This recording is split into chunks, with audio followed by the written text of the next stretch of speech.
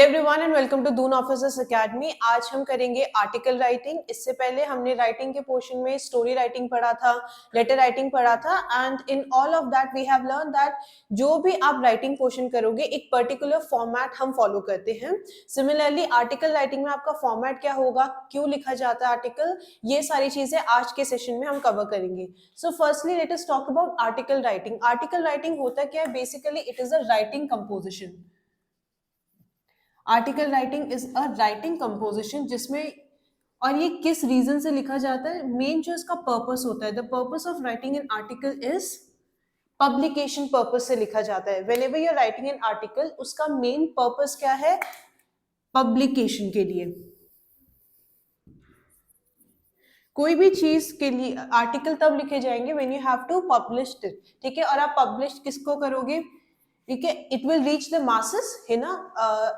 Newspaper में हो गया या फिर मैगजीन्स में हो गए, और एल्स बुक में अगर कभी आर्टिकल लिखे जाते हैं तो वो पब्लिकेशन पर्पस के लिए लिखे जाते हैं। और किसको और पब्लिकेशन कहाँ पे होगा? ठीक है, it is to the masses, right, to the people who will read that magazine, या फिर कोई बुक पढ़ेंगे या न्यूज़पेपर पढ़ेंगे। कभी भी आप न्यूज़पेपर देखते हो तो उसमें अगर for example the Hindu paper है, ठीक है, तो उसमें ओपेड आता है या एडिटोरियल पेज आते हैं, उसमें बहुत सारे आर्टिकल लिखे जाते हैं।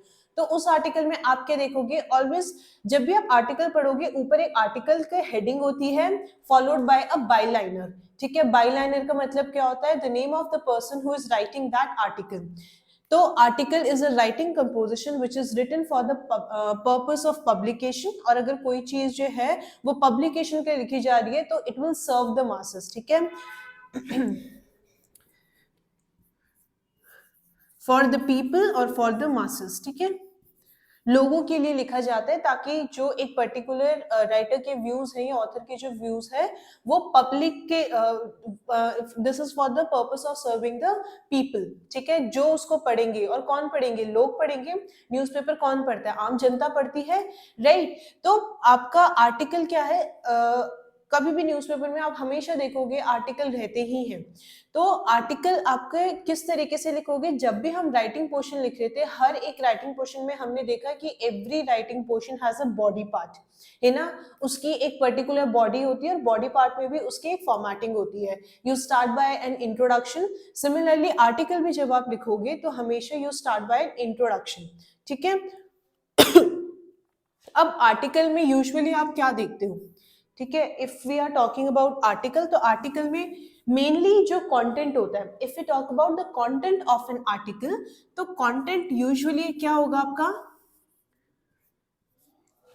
कंटेंट जो होता है, या तो उसमें क्या होंगे, इट ईदर कंटेन फैक्ट्स, ठीक है, या फिर जो लिख रहा है उसके ओपिनियन के बारे में है, राइट। फैक्ट्स एंड फिगर हमेशा कोट किए जाते हैं आर्टिकल में, क्योंकि फैक्ट्स एंड फिगर एक ऐसी चीज है जिसको आप डिनाई नहीं कर सकते हो, है ना।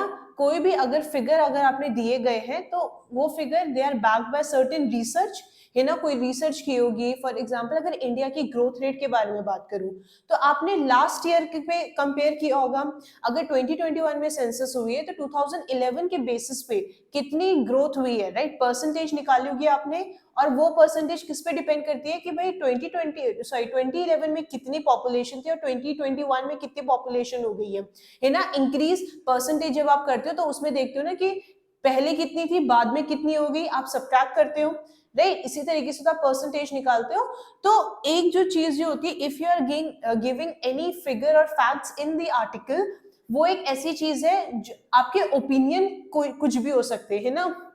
अगर मेरे लिए कोई चीज सही है, दूसरे के लिए वो चीज शायद गलत हो सकती है, लेकिन फैक्ट्स एक ऐसी चीज है जिसको that you can not deny, वो गलत नहीं हो सकते because they are always backed by certain research, कोई लॉजिक लगा है उनके पीछे, राइट। तो आर्टिकल्स में either it talks about the opinion of that particular person, the one who is writing it, ठीक है, या तो ओपिनियन के बारे में बात की होगी, फैक्ट्स के बारे में बात की होगी। कभी भी आप न्यूज़पेपर में आर्टिकल पढ़ते हो तो they are related to social issues,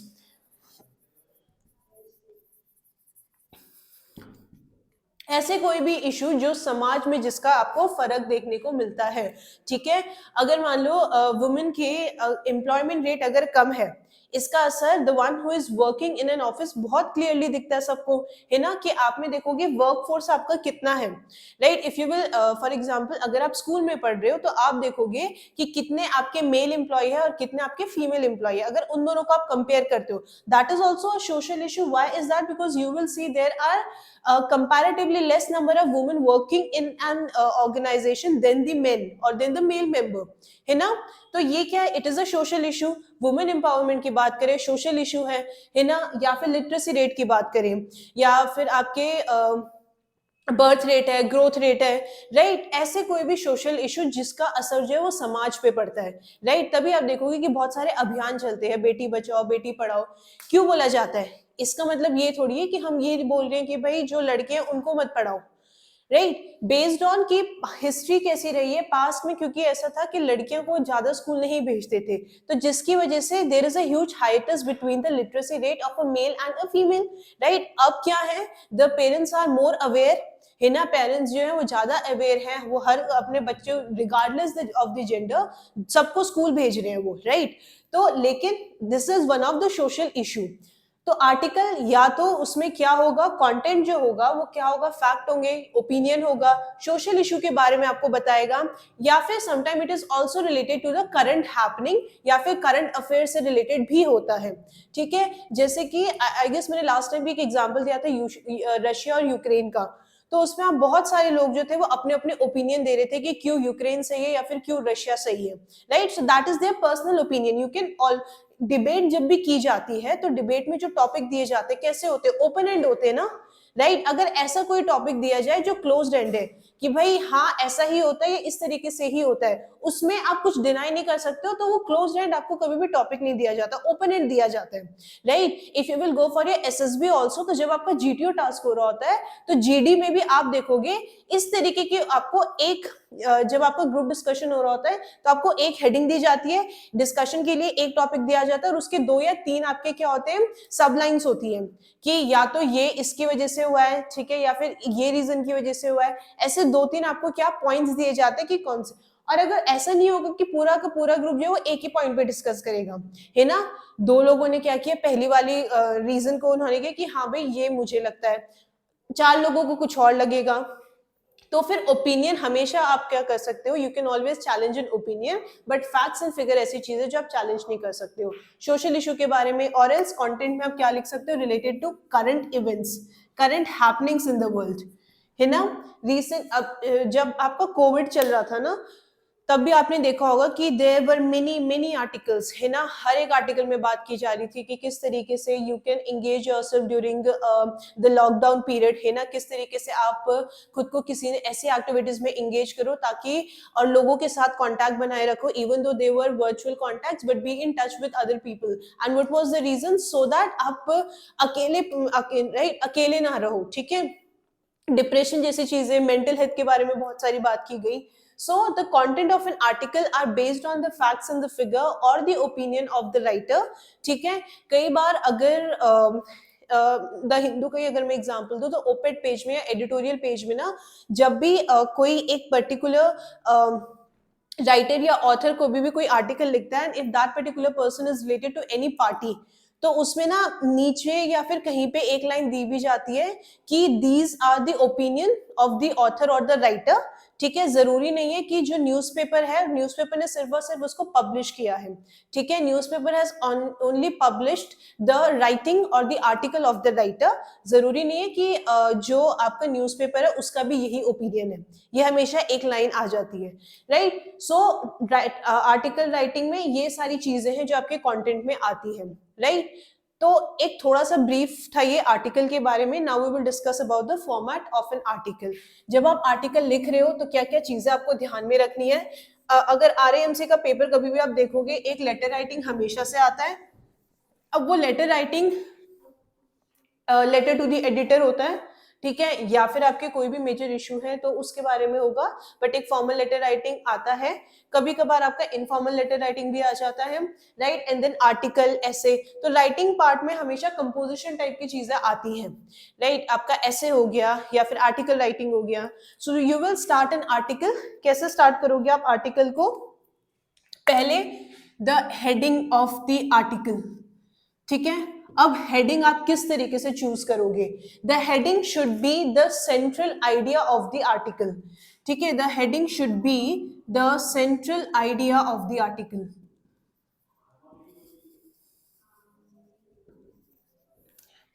जो मेन थीम है आपका, what ever be the main theme of the article, कोई मेन थीम की बात मैं कर रही हूं, ठीक है, या फिर कोई सेंट्रल आइडिया के बारे में बात कर रही हूँ, बेसिकली मुझे आर्टिकल की हेडिंग देख के ये समझ आ जाता है कि हाँ भाई इस पर्टिकुलर चीज के बारे में बात की गई है, राइट। अगर मैं कोविड का एक एग्जांपल लेती हूँ तो अगर मैं ये हेडिंग लेती हूँ,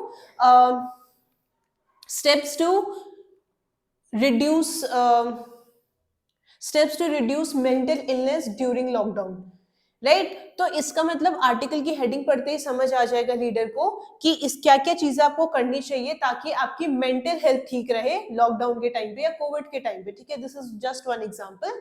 जब भी आपको पेपर में आर्टिकल राइटिंग आएगा, आपको ना हेडिंग हमेशा से दी जाएगी, राइट। तो हेडिंग जो होती है, it reflects the central idea और the main theme of the article, right, कि आर्टिकल किसके बारे में बात कर रहा है, ठीक है। अब हेडिंग के बाद आता है byliner. Heading is followed by byliner. और एक चीज याद रखिएगा, हेडिंग लिखी है ना तो आपकी इस साइड पे आती है वो, here comes the बाईलाइनर।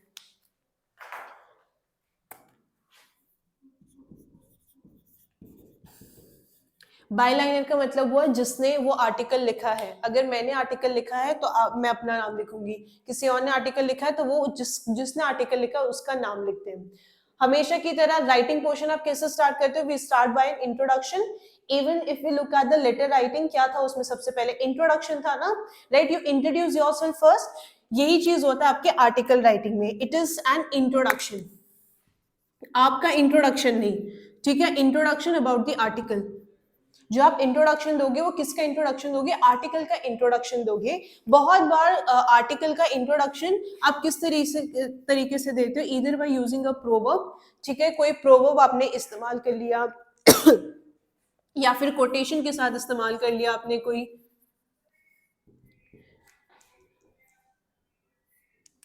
Right. So introduction कई बार 4-5 लाइन मोर देन इनफ, ठीक है। So when you are introducing an article, 4 to 5 lines. Try to conclude your introduction. Introduction means not your introduction but introduction of the article. जिस heading के बारे में आप बात कर रहे हो ना, उसका आप introduction दोगे. So the first thing is the introduction. Many a times the writer uses any proverb, ठीक है, कोई मुहावरा है आपके पास, right? So that basically attracts the interest of the audience, है ना।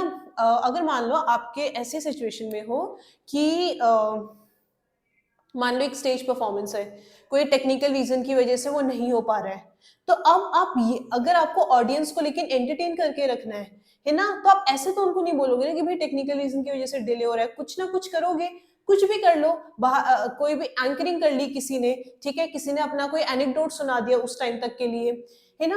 तो कुछ बैकअप के लिए कुछ ना कुछ चीजें तो होती है। There is always an element of entertainment कि आप जिसको ये आर्टिकल सर्व कर रहे हो उसको आप इंगेज कैसे करोगे। So one way to doing that is by writing a proverb, ठीक है। कोई आपने मुहावरे लिख दिए, कोई ऐसी चीजें कर दी कि भाई स्टार्टिंग में मजा आ गया उसको कि हाँ भाई क्या लिखा है, उसका एक इंटरेस्ट बन जाता है कि भाई पूरे आर्टिकल में लिखी क्या चीज है।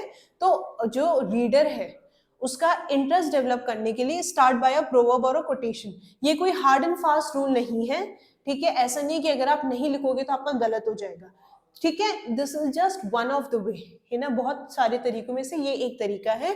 तो प्रोवर्ब लिख दिया आपने या फिर कोटेशन लिख दिया, ठीक है। या फिर कोटेशन नहीं तो अगर किसी ने कोई बात आपको याद आ गई, ठीक है, छोटा सा किस्सा भी लिख दिया, तो दैट विल आल्सो वर्क, ठीक है। अब इंट्रोडक्शन के बाद अब क्या करते थे? We are talking about the body part, ठीक है। पहला है इंट्रोडक्शन। अब इंट्रोडक्शन के बाद आप क्या देते हो? इलैबोरेट मैनर में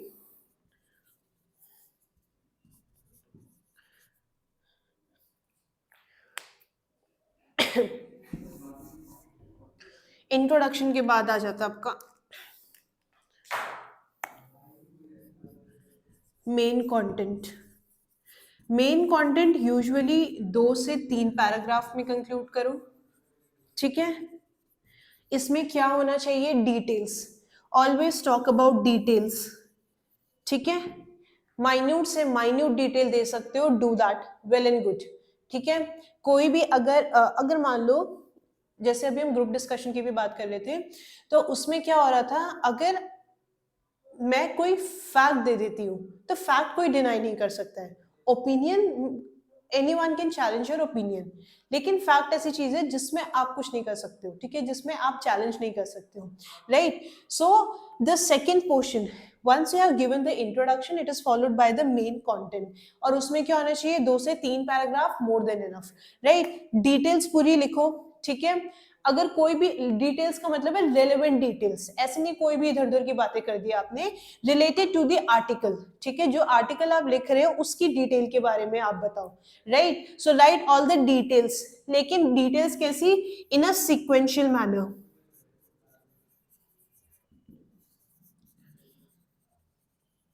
ऐसे नहीं इधर उधर की कहीं भी आप कोई भी डिटेल दे रहे हो।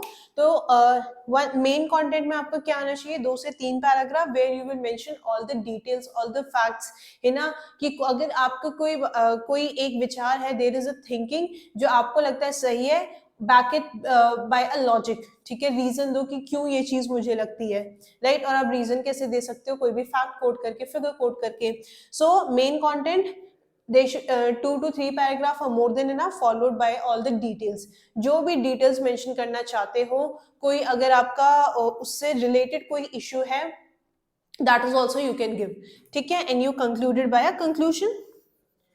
अब कंक्लूजन का कई बार लोग एक पैराग्राफ में भी कंक्लूजन देते हैं, कई बार सिर्फ 1 लाइन या 2 लाइन में भी देते हैं, उसमें कोई दिक्कत नहीं है, ठीक है। यूजुअली आपका आर्टिकल जब आता है लगभग 200 वर्ड्स का आता है, ठीक है, 200 वर्ड का या 250 वर्ड का, इससे ज्यादा नहीं आता। तो introduction followed by main content and then conclusion, ठीक है। आज अगर न्यूज़पेपर है घर में या मैगजीन है या कोई भी बुक है जिसमें एक आर्टिकल लिखा है, तो एक बार उसको देखना जरूर, ठीक है, नहीं तो कल सुबह का जब न्यूज़पेपर आएगा, आज का न्यूज़पेपर भी है तो उसका एडिटोरियल वाला पेज खोलना, ठीक है। कई बार अच्छा आर्टिकल राइटिंग, क्योंकि आप लिख रहे हो तो आप सिर्फ वर्बल राइटिंग करोगे, लेकिन आर्टिकल में it contains verbal as well as visual part, ठीक है, ये दिख रहा है ना। तो जब भी आप आर्टिकल लिख रहे हो ना, तो आर्टिकल में वर्बल राइटिंग तो होती ही है, उसके साथ क्या होते हैं, विजुअल भी आप दिखाते हो, है ना। आर्टिकल में कई बार एक फोटो दिखा दी होगी, आजकल अभी फ्लड्स वगैरह चल रहे हैं, सॉरी सुनामी चल रही है ना। आप अगर साउथ इंडिया की बात करोगे तो वहां पे सुनामी वगैरह बहुत चल रही है, राइट। तो उसमें देखोगे फ्लड के, आप देखोगे कि कई बार न्यूज में ये आता है कि इंडिया के जो साउथ वाले रीजन है वहां पे क्या है कि ग्राउंड वाटर बहुत कम है, फिर आप इश्यू ऐसे देखते हो कि भाई वहां पे फ्लड्स आ रही है, सुनामी आ रही है, राइट, वाटर लॉग जैसी कंडीशन है। तो उससे रिलेटेड एक पिक्चर भी आपको कई बार न्यूज़पेपर में दे दी जाती है, मैगजीन में दे दी जाती है ना। अगर ग्राउंड वाटर बहुत ज्यादा कम है तो कोई एक ऐसे आपको पिक्चर दे दी जिसमें आप देखोगे कि जो आपके लैंड है या ग्राउंड है बिल्कुल सूख रखा है, वैसे क्रैक दिखने लग जाते हैं ना, क्योंकि पानी नहीं है ना, मॉइस्चर कंटेंट नहीं है आपके सॉइल में, उस तरीके से देखेंगे। या फिर कई बार ऐसा होता है कि एक नल बन रखा है, पीछे बहुत लंबी सी लाइन है बट आगे पानी नहीं है उसमें, है ना।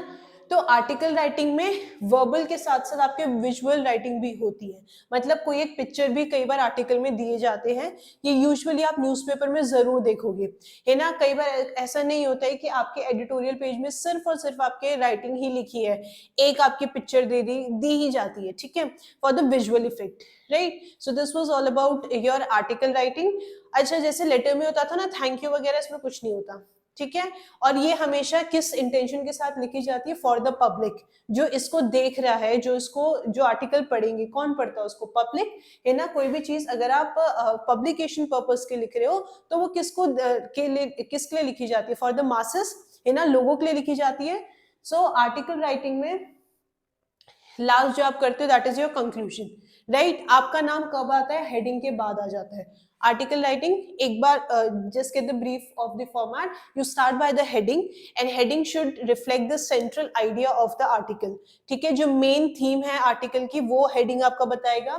followed by byliner the one who is writing the article. You start by the introduction, ठीक है, इंट्रोडक्शन किसका, आर्टिकल का introduction, followed by the main content, main content में पूरी डिटेल्स लिखो, ठीक है, मेन कंटेंट जो होता है वो आपका बहुत इलाबोरेट मैनर में करो, ठीक है, ताकि जो भी डिटेल्स आप फिल करना चाहते हो, जो भी आपका कंटेंट है वो पूरी तरीके से आप लिख पाओ, ठीक है, 2 से 3 पैराग्राफ काफी होते हैं, and then you concluded, conclusion में कोई ऐसे रिस्ट्रिक्शन नहीं है कि आप एक पैराग्राफ ही लिखोगे, एक लाइन भी लिख देते हो, कई बार 2 लाइन लिख देते हो, ठीक है, कई बार छोटा सा एक लास्ट पैराग्राफ में कंक्लूड कर दिया, well enough, right. So this was all about your article format. एक बार इस